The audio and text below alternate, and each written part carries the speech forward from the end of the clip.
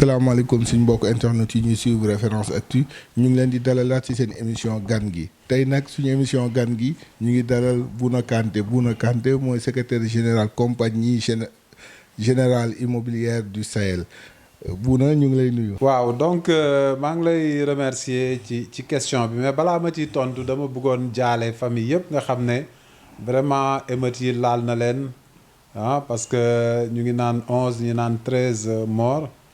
Donc vraiment may jaale famille yi bu baax a baax et puis di ñaan lu mel nii bañ a amati Sénégal.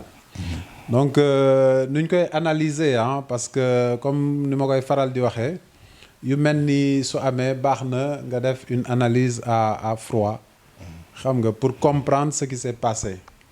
Bon qu'est-ce qui s'est passé réellement chaque fois dama koy wax ci njëlbéen. Au départ c'était une affaire privée mais mu jël après ay proportions yu jéggi dayoo parce que lan moo xew c'est bien aussi ñu rappeler les faits benn citoyenne sénégalaise bu ñu naan Adji Sarr moo ne dañ ko sàkku ci benn bërëb te ki ko sàkku acteur politique la ñu déposer ci plainte donc bi ñu déposer plainte boobu man foog naa ne affaire yi fi ñu ko yóbbu waru foon egg parce que comme ni ma koy waxee ci mim réew am na justice boo xam ne mi ngi fonctionner normalement donc yu mel noonu dañ ko war a bàyyi justice mu saytu ko pour la manifestation de la vérité fu dëgg féete ñu taxaw fa parce que dans un état de droit am na le principe de la séparation des pouvoirs le pouvoir exécutif le pouvoir législatif et le pouvoir judiciaire effectivement waaw ñetti pouvoir yooyu nag ku nekk da nga war a dox sa yoon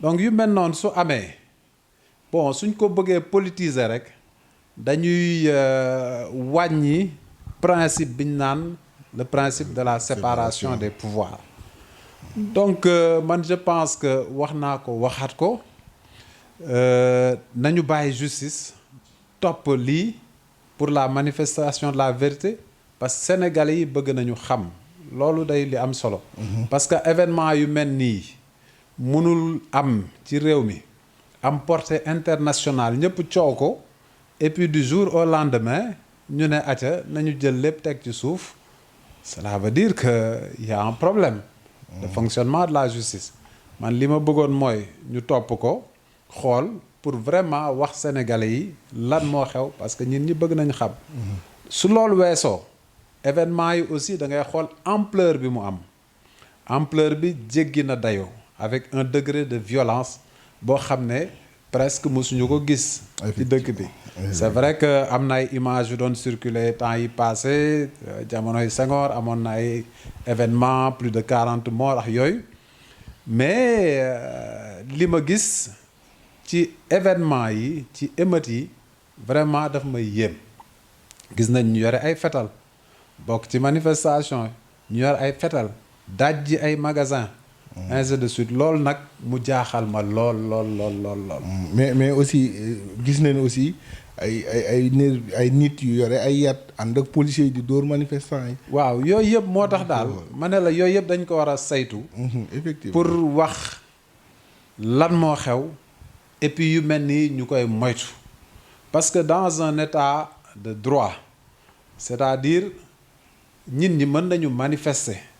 mais manifestation yi warul empêcher nit ñi tamit ñuy dem dox seeni soxla ñi war a liggéey ñi war a toog seen kër sans stress ci jàmm loolu mooy manifestation parce que régime déclaratif la ñu am da ngay déclarer dem def sa manifestation bon parfois nag mën nañ ne doo ko def ci anam yi nga ko bëggee parce que mën na constituer un trouble à l'ordre public mais yooyu yëpp ay waxtaan la au niveau des acteurs politiques pour yu mel nii bañ di am ci dëkk bi parce que tey vraiment image bi ñuy renvoyer au monde entier parce que Sénégal ñu xam ko comme terre de paix de démocratie xam nga am ñoo xam ne ñu bari vraiment liggéey nañ fi liggéey bu am solo pour ñu tollu niveau bi mais donc tey kenn waru ko yàq daal kenn waru ko yàq mais bu ñu analyser ces événements là ñu analyser comme ni nga ko waxee ñu analyser ko à froid gis nañ des jeunes de 10 12 16 ans booy seet ñi ñàkk seen bakkan sax en général ils sont entre 20 19 17 loolu lañ am ci at ay xale ñoo doon wàcc ci mbedd mi ñu gis est-ce que nekkul cette jeunesse là dafa dem ba gis ni elle n'est pas prise en compte moo tax mu révolté wu est-ce que loolu aussi jël ngeen ko en compte waaw jël nañ ko en compte parce que maa ngi koy rappeler saa su nekk président Abdoulaye Wade bi mu ñëwee commencé na woon teg une politique ambitieuse envers les jeunes instant yooyu sax enveloppe bi demeewul woon noonu mais tey suñuy xool enveloppe yi président Macky Sall consacré à la jeunesse teg ay structure de financement des jeunes teg ay structure de formation des jeunes tey weesu na téeméeri milliards yoo xam ne dañ koy dépenser chaque année pour les jeunes et pour les femmes donc soo xoolee politique bi mu teg rationaliser agence yooyu fi nekkoon yoo xam ne parfois on avait du mal pour xool xam cap bi ñu taxaw mais mu rationaliser ko xool luy formation des jeunes mu mettre ci accent bu am solo parce que sooy xool ci réew mi construire nañu ay centres de formation yu bari parce que problème bi tamit problème structurel la parce que am na jeunes yu bari yoo xam ne ñu ngi dugg dans le monde de l'emploi te amuñu formation te soo amul formation je pense que liñ lay doyee vraiment doo ko mën parce que soo xoolee même les statistiques ANSD nee na am na 2,5 millions jeunes yoo xam ne ñu ngi xaar liggéey te amuñu ko chaque année dina am 350,000 jeunes yoo xam ne dañuy frapper à la porte de l'emploi te amuñu xëy donc yooyu yëpp état bi dafa anticiper di leen former ainsi de suite xool aussi réew mi yan façon ngi emploi la soxla ñu yóbbu leen ci formation yooyu donc jeunesse bi man appel bi ma leen di lancer aussi parce que président wax na leen je vous ai compris mais appel bi ma leen di lancer aussi mooy le défi de la formation mais parce que mais déjà balaa ñoo ñëw ci formation bi le président wax nga ko il a dit aux jeunes je vous ai compris je vous ai compris et je vais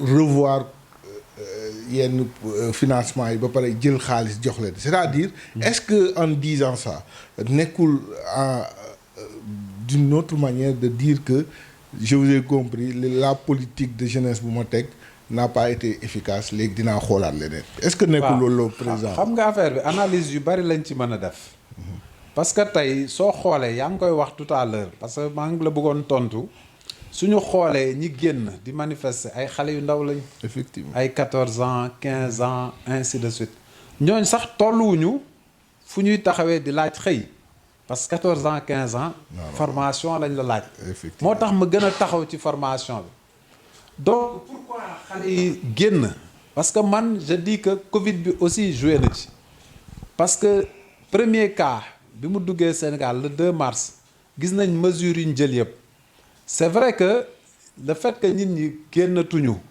am ay heures am ay restrictions de liberté yooyu je pense que dafa am lu mu def ci nit ñi sooy xool monde bi noonu la tëddee tey États-Unis bi nga xam ne c'est une grande puissance c'est une grande démocratie dem nañ ba Capitole def fa ay njombe yoo xam ne wax dëgg yàlla xaw na yàq image démocratie américaine donc sàkkaatuma sunu réew yi donc yooyu yëpp mën nañ ko comprendre parce que nit ki soo amee lu la neexul mën nga ko exprimer mën nga manifester mais li ci gën a yéeme mooy niñ ko defee ci anam yi ñu ko defee ak violence bi rey beeg yooyu te dama bëgg ñu xam ne dëkk bi tey dafa am alal bu fi nekk am nañu pétrole am nañu gaz te man dama gis ne réewu africain yu bari toujours même pratique yi la dëkk bu am pétrole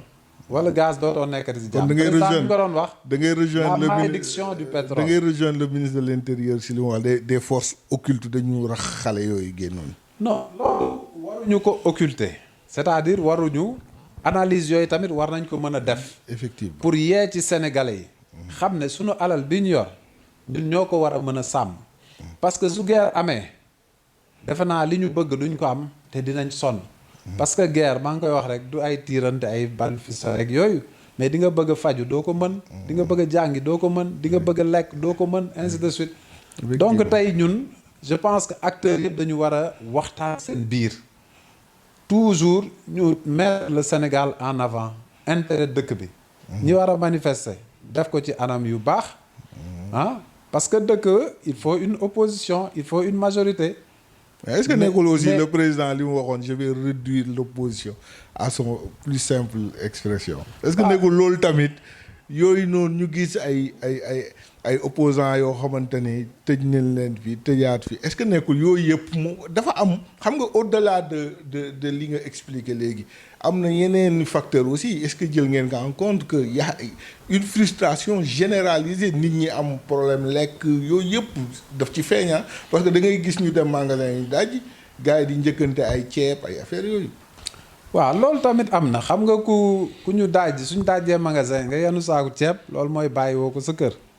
donc muy une réalité sociale tamit. kooku kenn mënul ne dañ koy fëlax nale loolu amul. dëgg la askan wi mi ngi jafe-jafe mi ngi jànkonteex ay jafe-jafe. loolu tamit émeutes yi loolu la ñu wan. xam nga tamit man dama bëgg une opposition constructive loolu laay wax toujours suñu jëlee ay mesures ñu bañ di ko ŋaññ naan baaxul parce que président première vague bi am na ay mesures yu mu jëloon. xam nga ay soutien financier mooy ceebam yu ñu fàttali. ceeb yeeg yooyu yëpp ay mooy mesures yu ñu la fàttali woon nee na joxoon nañu ceeb. waaw ay yooyu yëpp ay mesures la c'est-à-dire duñ taxaw ci ceeb bi rek wala diwlin bi. mais yooyu yëpp ay mesures la. peut-être am na ay sénégalais yoo xam ne soxlawuñ ko. mais tey émeutes yi war nañu ne que am na ñu ko soxla. am na ñu ko soxla donc opposition constructive mooy loolu c'est-à-dire.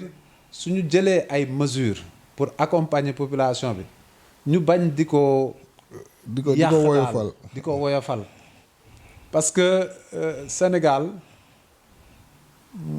réew bi d'accord naa am na ay jafe-jafe loolu d'accord naa ko parce que soo génnee di nga gis ne am na ay jafe-jafe mais nag gouvernement bi chaque fois président Macky Sall chaque fois su yeewoo mi ngi xool nu muy saafara jafe-jafe yi. donc peut-être que lépp yembul parce que lépp yemb man gisuma ko fenn soo gisee sax les pays les plus développés soo fa demee ñu ko gis. ñoo xam ne ñu ngi jàppoon rek ay jafe-jafe. mais li am solo rek mooy lépp luy mënta def nañ ko def ci anam yu rafetee. bañ a dugg ci ay violence yoo xam ne day. na suñu démocratie. ñit ñi nekk ci jàmm. te loolu vraiment war nañ ko def. léegi président promettre na 350 milliards. échelonnés en 3 ans. fii ak 2024. ba pare ne ci at bii 150 mille. jàpp nga ni comme ni nga wax sànq affaire yi c'est plus structurel. waruñu régler les problèmes structurels balaa ñoo jéem a dugg dans le conjoncturel génne xaa teg ci table or que ni li ko war a doxul quoi. waaw bon xam nga structurel am na ci conjoncturel am na ci aussi. parce que àdduna bi dafa jafe fu ñu toll nii. xam nga soo gisee président ne dina jël 150 milliards ren jagleel ko jeunes yi je vous ai compris ba muy wax da ko accompagner ak ay mesures. te dégg naa sax on va loger ce fonds là à la présidence pour mu xool pour mu jëm ci xale yooyu. waaw mu leer ko ni fi mu war a jëm lay dem. mu leer ko ne dina jëm ci gune yi. parce que loolu dafa am solo. mais Bouna loolu bu amee désaveu la ci ñi yoroon politique gu ndaw yi. buñ demee ba président war a gérer boppam li mu war a jox ndaw yi kon c'est-à-dire ñi mu ko daan jox li waraan yegg ci ndaw yi yeggul. waaw xam nga su jëlee mesure boobu. cela veut dire que système bi am na peut-être ay failles. parce que il faut que ñuy waxante dëgg. effectivement parce que xale yi tey ni ñu jógee nii taxaw am na ñoo xam ne ñu ngi xaar peut-être ay financement am na ñoo xam ne ñu ngi xaar ñu jàppale leen te eggul si ñoom. effectivement donc su jógee ne damay jël 150 milliards def ko ci jën yi ba pare topp ko suivre ko cela veut dire que système bi ñu yor nii war nañ ko gën a améliorer. effectivement waaw parce que tamit affaire yi dañ koy wax mu leer daal. jarul ñuy tourner autour du pot. tey y a un cri de la jeunesse. donc vraiment acteurs politiques yi war nañu toog xool tamit naka la ñuy saafara jafe-jafe yooyu parce que on a une population jeune. très jeune.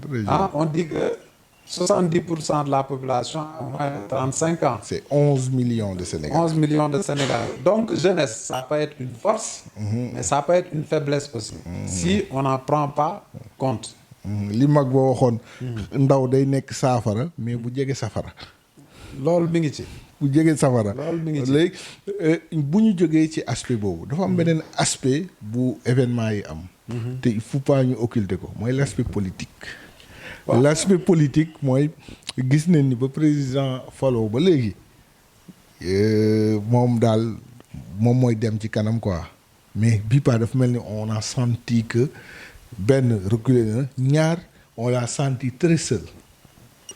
waaw reculer moom xam nga le président dafa am ay marqueurs maa ngi ko doon wax. c'est un homme de dialogue kooku ci ay marqueurs am la. dialogue toujours day dialoguer pour trouver ay solutions. deuxième marqueur mooy équité territoriale. parce que gis nga mesure yu bari jël na ko pour que sénégalais yi foo mënta nekk ci réew mi koom-koom yi di la fa fekk yooyu ay marqueur la. solidarité yooyu ay marqueur la. parce que même bourse yi ñuy wax jaru kook on amplifie la pauvreté mais am na ñu ko soxla. peut-être am na ñu ko soxlawul mais am na ñu ko soxla. effectivement. donc président aussi il est à l'écoute du peuple parce que du reculer su dee sa peuple dafa am lu mu bëgg président war na taxaw déglu peuple bi ba pare topp leen ci bëgg-bëgg yooyu dans la possible. donc li ngay wax recul man capacité d'écoute laa ko jàppee. mais en politique moom loolu recul lañ koy wax nag. non. parce que président Macky Sall parce que il faut moom c'est quelqu'un boo xam ne il aime les rapports de force. loolu du dañ du dindi li nga wax nii yëpp ci moom mais aussi c'est quelqu'un qui aime les rapports de force. non loolu moom mais cette fois-ci dafa perdre rapport de force bi. non xam nga parfois ay événements day am mais da lay grandir da lay permettre nga gën a comprendre la situation.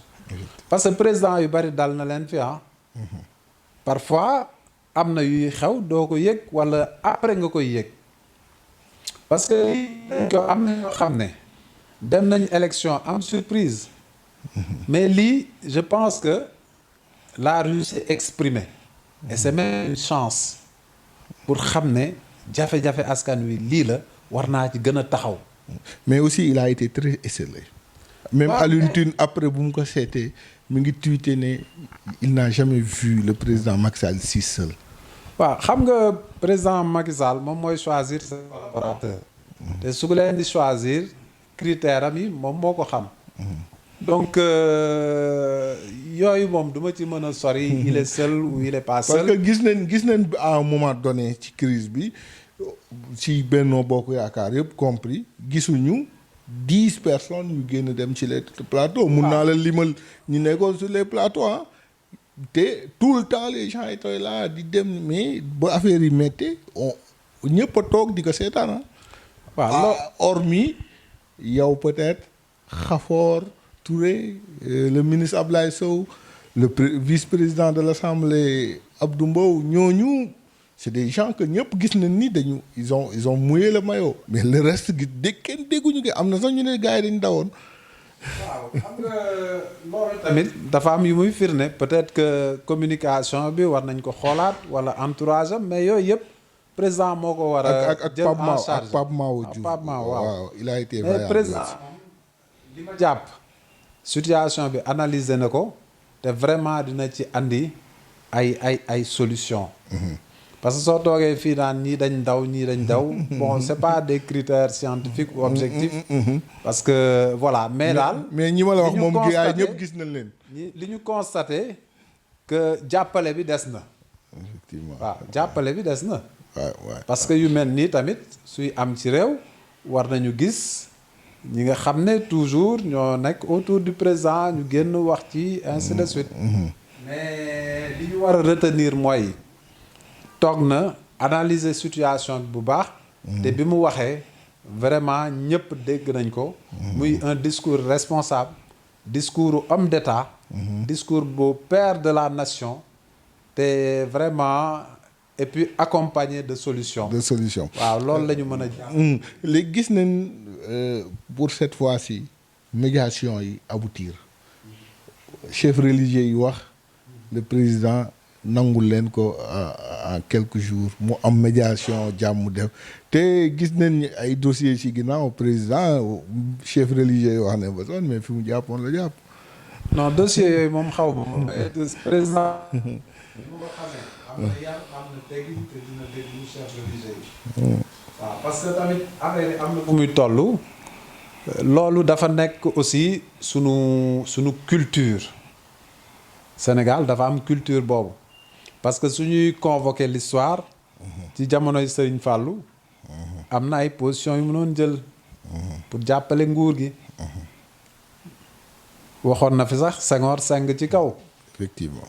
voilà donc loolu dañ ko fi fekk te macha allah Sénégal dañu am loo xam ne doo ko gis yeneen réew yi même dans la sous-région dañu am ay ressorts religieux ressort nga xam ne choc bi su naree metti dinañ ko amortir te ñooñu bi affaire bi amee tamit génn nañu wax nga xam ne c'est une chance pour le Sénégal ñu am ay kilifa diine yoo xam ne vraiment suñu waxee dinañ leen mën dégg ba calmer le jeu parce que pays yi basculé yu bari amuñu yooyu amuñu régulateur social. amuñu régulateurs sociaux yooyu donc man je dis que loolu c'est une chance pour le Sénégal effectivement. te vraiment loo gis tamit ci ay waxtaan lay mujjee waaw même guerre mondiale même guerre mondiale bi après dañu toog autour d'une table waxtaanee ko waxtaanee ko c'est vrai. donc voilà li ci am solo mooy tey y a eu vraiment ay xew-xew yu jéggi dayoo président jël na affaire yi en main jël na affaire yi en compte il va apporter certainement des changements parce que peuple bi tey loolu la bëgg ñu gën leen taxaw gën leen jàppale naam mi ngi ko doon def te incha allah. mais Bouna Kanté xam naa lii génn nañ ci mais on a frôlé le pire. parce que yaa wax nga ko sànq y a eu 13 morts ñu jaalewaat seeni waajur mais gis nañ ci gendarme bu ñàkk loxoom gis nañ ci yëpp on a frôlé le pire nan la ñuy def lan selon toi lan la ñu war a doxalee ba plus jamais ça. waaw plus jamais ça boobu moom dafa am solo. te damay profiter ci occasion bi aussi pour vraiment féliciter force de l'ordre yi pour leur professionnalisme. effectivement. parce que am na nu ñu taxawee moo jur tey li ni mel. parce que am na nu ñu doon taxawee ñu bari dinañ ci ñàkk seen bakkan. yàlla buñ ko gis. Sénégal parce que benn rek ëpp na. sàkkaatuma ñu naan ay 11 wala 13 morts loolu wax dëgg yàlla yàlla bu mu fi amati. amiin yaa rabbal aalamiin. waaw léegi lu ñu war a def nag mooy xam nga les acteurs politiques il faut que ñuy waxtaan. il faut que ñuy waxtaan seen biir. loolu rek moo mën a may jàmm. et aussi ñu dindi nga baal ma dafa am benn mot bu may dégg certains acteurs politiques di ko wax. je pense du c'est pas approprié ci politique mooy ennemi. les autres ce sont nos ennemis. ils peuvent être vos adversaires comme yéen ni ngeen nekk mais pas ennemis quand même yooyu yëpp il faut que ñu xoolaat ko parce que les discours là parfois gars yi dañu mën a far dañuy far ba duñu may keneen ki mu far yooyu yëpp il faut ngeen waxtaanee ko et en plus vous êtes archi minoritaire. waaw non et puis xam nga dafa am léegi la pensée unique bu ñu bëgg a imposer dëkk bi loolu kenn du ko nangu ku mu neex nga far fu la neex effectivement mais il faut respecter les autres dans leurs différences effectivement. parce que am na ñoo xam ne ñu ngi ci réseaux sociaux yi ku wax ñu saaga la. gis naa fi ci événement yi ñu naan diw nañ ko faagaagal. diw nañ dem taal këram. au nom de quoi pourquoi. pourquoi. ku nekk na nga far fi la neex effectivement. mais bu ñu fàtte ne l'intérêt du Sénégal moo war a jiitu. foo mënta far na nga jiital Sénégal. parce que les hommes politiques passent mais les institutions restent. Effectivement. Sénégal toujours Sénégal lay nekk. waaw ñu bari jaar nañ fi nag dañuy dem. waaw te sooy xool liste ñi wàññeeku ci affaire yi. sant yëpp nga ciy gis. wallaay. sant yëpp nga ciy gis nga xam ne Sénégal lu laal kenn laal moroomam. ñun ñëpp ay benn lañu. te lu la dal ma jóg taxaw. lu la dal nga jóg taxaw ainsi de suite. donc lu mu metti nañuy delloowaat suñu xel. xam ne tamit politique jaru ko. politique jaru ko. am na benn mag bu daan wax ni nit booy bañ nit sax bañ ko nànk. waaw ndax juboo ba. xam nga adversité man d'accord naa. mais adversité xam nga au niveau des idées. effectivement. pas cette violence là parce que maa ngi koy wax di ko waxaat. dañu franchir benn ligne. parce que yooyu kenn du ko woon gis ci dëkk bi. effectivement. xam nga donc yooyu war nañu waxtaan ak ndaw yi.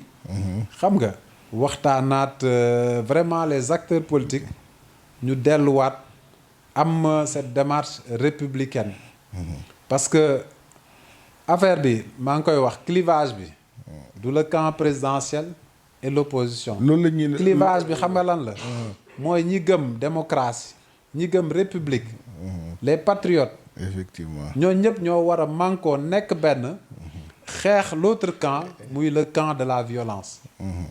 xam nga wax yëpp tey loolu la te nul n'a le monopole du patriotisme. patriote quand boo waxee patriote des gens de l'opposition des gens de Pastef de l'APR ñoom ñëpp c'est des gens patriotes lañ. donc et yooyu bu amee gis nañ Ousmane Sonko ba mu génnee ce qu'il a dit waxuñu kenn nañ déloger président au palais santuñu leen ko suñu démocratie may ñu ko pour man il faut que mu am gentleman agreement seen biir quoi. et on sent pas ça.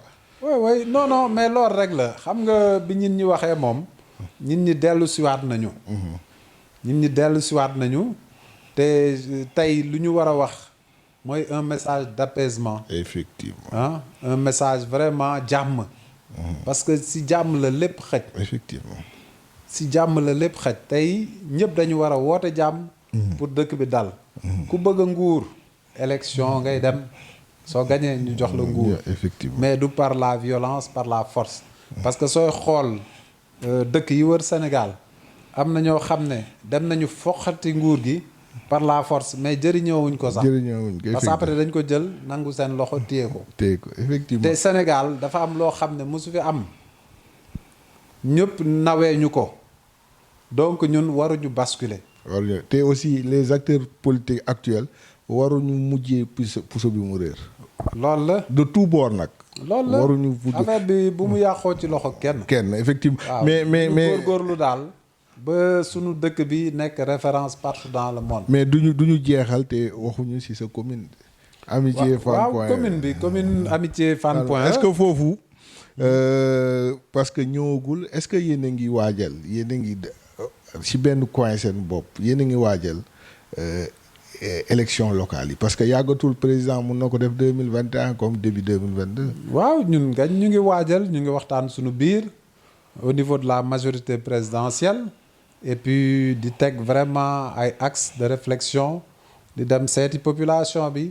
parce que jafe-jafe yi aussi bi ñu amee daje nañ suñu biir organiser quartier yi xool des comités xam nga de sécurité yu ñu tegoon parce que am na ñoo xam ne dëkkuñu woon ci gox bi dañ fa doon dugg di def naka sudul noonu mais comité yooyu ñu tegoon ci quartier yi moo tax vraiment yu bari saafara nañ ko te foofu la ñuy soxlaa acteurs politiques yi. Bouna Kanté suñu waxtu jeex na ñu ngi lay sant di la gërëm. waaw jërëjëf maa ngi lay sant di la gërëm. di la remercier ci invitation bi. merci beaucoup ñun ñoo lay remercier parce que si disponibilité bi surtout et aussi si qualité débat bi à chaque fois bu ñu toogee ak yow di kontaan lool di toog ak yow. suñu mbokk internet yi ñuy suivre sur Référence Actu mu nekkoon seen émission gan gi ak Bouna Kanté ñi leen di dig daje beneen jotaay ak beneen gan.